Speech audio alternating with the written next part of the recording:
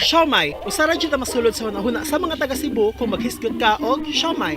Ang siomai sa tisa. Ang tisa mo ang giilang nga siomai capital sa Cebu. Pero nasayod ka ba nga na unlimited siomai sa tisa? Bleh! Ang unlimited siomai sa tisa kay gi-offer sa Unli Siomai sa Balay. For just 100 pesos per head, magtagbaw na ka sa imong Unli Puso, bottomless iced tea, o ang unlimited siomai. Among gi-challenge among self og pila nga among mahurot. Nakahurot na may 30th siomai, 10 ka puso sa kapichil nga iced tea. Para sa inyong kasayuran, ang siomai ang sauce sa Unli Siomai sa Balay kay homemade recipe sa mga lugar. Okay lang yan.